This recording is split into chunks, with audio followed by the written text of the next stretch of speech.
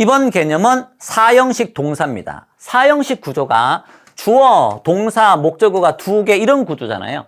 목적어가 하나면 삼형식이니까 목적어가 두 개일 때 주로 앞에 건 사람, 주로 뒤에 건 비사람, 즉 사물이잖아요. 꼭 그런 건 아니지만 주로 이 사람에게 이 사물을 주다 이런 구조로 쓰여서 앞에 있는 이 사람을 indirect object 또는 indirect object 간접 목적어, 뒤에 나와 있는 이 사물을 direct object, direct object 직접 목적어 이렇게 표현해요.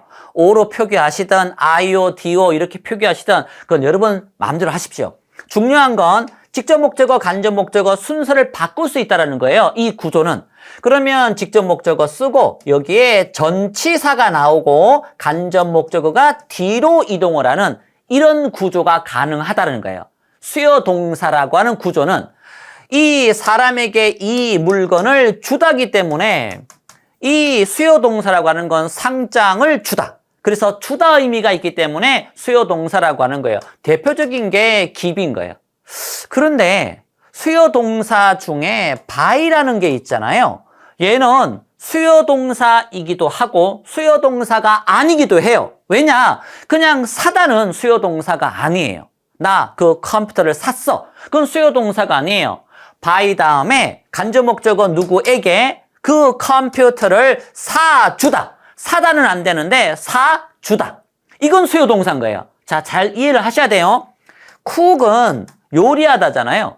얘가 수요 동사일 수도 있고 수요 동사가 아닐 수도 있는 거예요. 그냥 요리했다. 그러면 그건 수요 동사가 아니에요.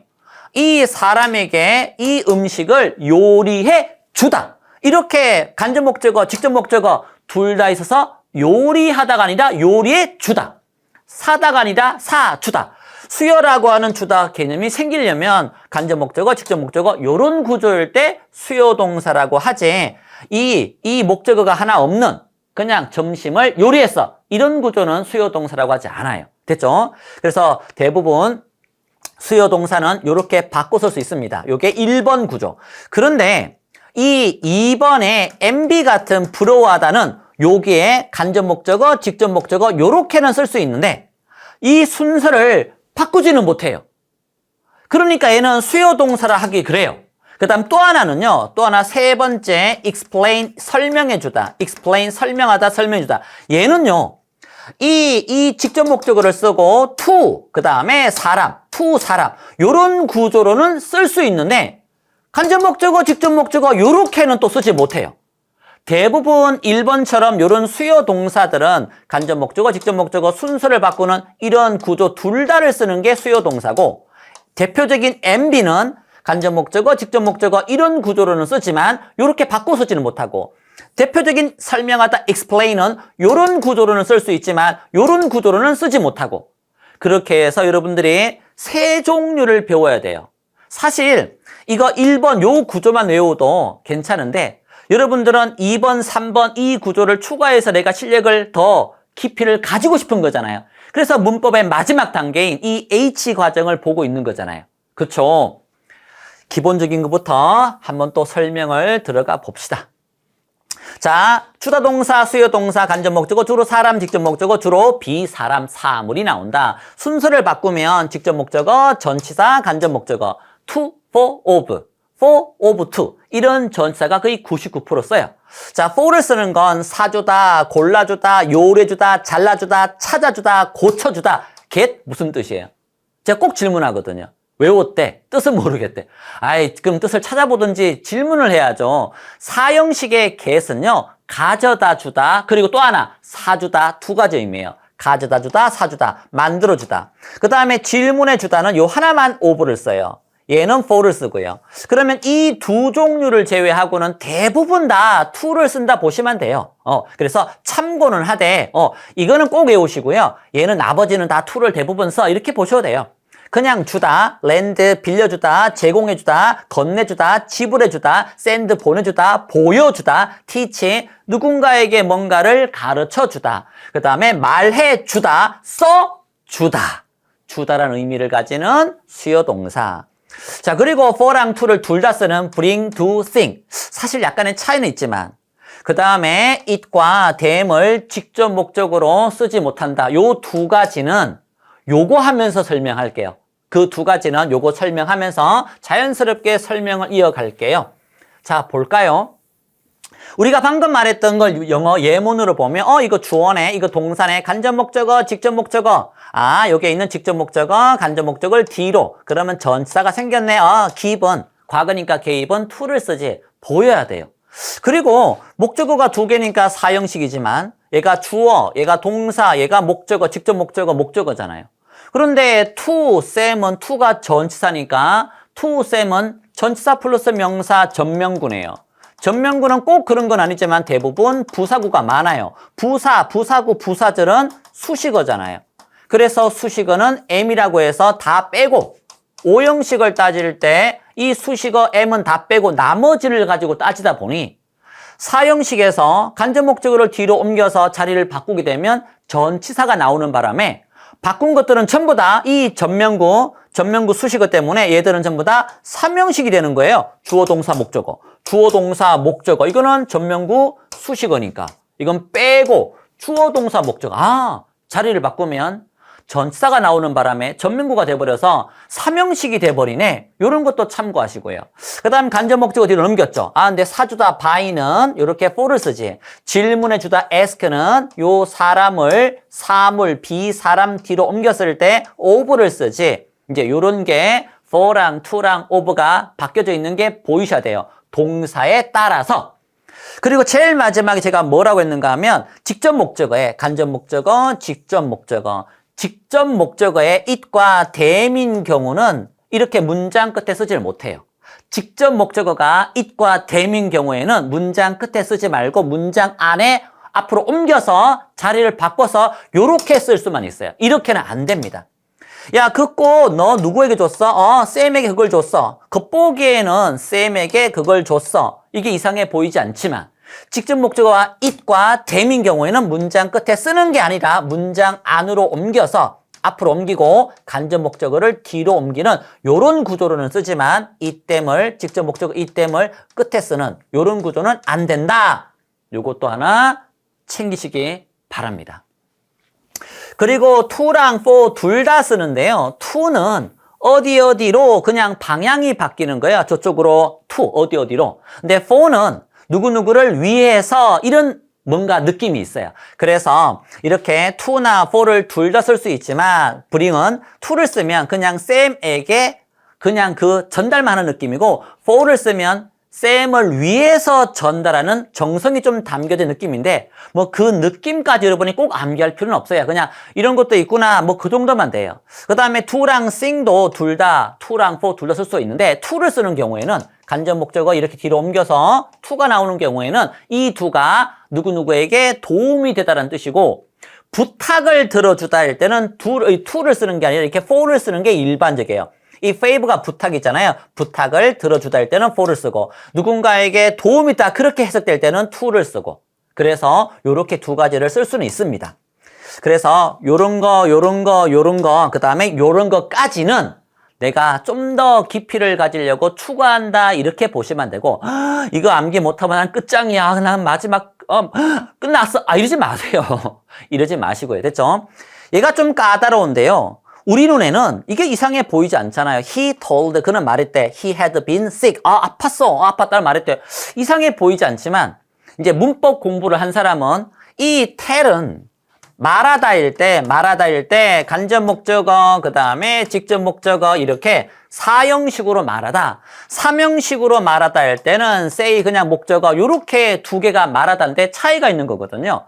say는 그냥 목적어를 말하다 그냥 삼형식으로 주로 쓰고 tell은 말하다 할 때 간접 목적어에게 직접 목적어를 말하다 사형식으로 말하다. 그래서 문법 공부가 이런 데서 이제 차이가 있는 거예요. 그래서 보는 순간 얘는 주어, 얘는 동사, 이 대절 전체가 목적절. 이 told의 목적어니까 목적절. 목적어는 명사를 써야 되는 거니까 명사절. 그 다음에 대수로 시작하는 거니까 대절. 근데 학원에 갔더니 대절이래, 명사절이래, 목적절이래. 다 같은 말이네, 따지고 봤더니. 대수 시작하는 거니까 대절. 동사 다음에 목적어니까 목적절. 그 다음 목적어는 명사를 써야 되는 거니까 명사절. 다 같은 말인데 그러면 주어, 동사, 목적어니까 삼형식이잖아요. 이 told는 삼형식으로 대절을 말하다 이렇게 안 쓴다고요. 대절을, 이 명사절을 삼형식으로 말하다일 때는 say라고 써야 돼요. 물론 과거니까 said, he said that 이렇게 쓸 수 있어요. 그러면 told를 꼭 쓰고 싶다. 그러면 이 특징은 지금 말하는 advise, 충고하다부터 이 tell까지 말하다, told, tell의 과거잖아요. 여기에 있는 동사들 충고하다, 확신시키다, 설득시키다, 확신시키다, 설득하다, 기억나게 하다, 상기하다, 말해주다. 요런 동사들은 이렇게 대절을, 이 명사절을 직접 목적 쓸 때는 반드시 간접 목적어를 써야 됩니다. 얘들은 say는 그냥 he said that 그냥 이렇게 쓰는 거예요. 그런데 이곳에 있는 이 동사들은 대절을 직접 목적어로 쓰고 싶으면 반드시 간접 목적어를 쓰고 대절을 써야 되는 그런 구조로 씁니다. 이거 다 암기하기 힘들다. 그러면 tell이라도 암기하세요. 이거 하나만이라도 암기하세요. said는 바로 대절 쓰는데 이 tell은 간접 목적어를 쓰고 대절을 쓴다. 요게 say와 tell의 차이다. 그래서 다 암기하는 게 힘들다. 그러면 tell 하나라도 암기하고 그게 암기돼서 여유가 생기면 이제 아래쪽에 좀 더 추가하면 되겠죠. remind네. 요게 있네. 기억나게 하다, 상기시키다. 얘는 바로 다음에 대절을 못 써. remind, tell, assure, convince, persuade, 설득시키다. 이런 동사들은 바로 다음에 that을 쓰는 게 아니라 간접 목적어를 쓰고 that을 쓰는 이런 구조로 써야 돼. on duty는 일하고 있는, 근무 중인 이런 의미죠.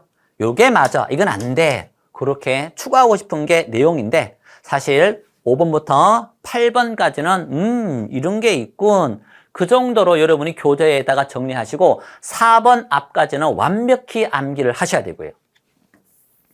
그 다음 자, 이 2번에 이건 사형식으로 요렇게 간접 목적어, 그 다음에 직접 목적어. 그래서 난 너의 그 놀라운 정원 너무 아름답게 가꿨더라. 정말 부러워. 이 간접 목적어에게 이 직접 목적어에 대해서 부러움을 전해주다. 그래서 부러워하다. 요렇게 간접 목적어, 직접 목적어, 사형식 구조로는 쓸 수 있지만 이 두 개의 순서를 바꾸어서 이렇게는 쓰지 못하는 동사가 이런 동사인 거예요.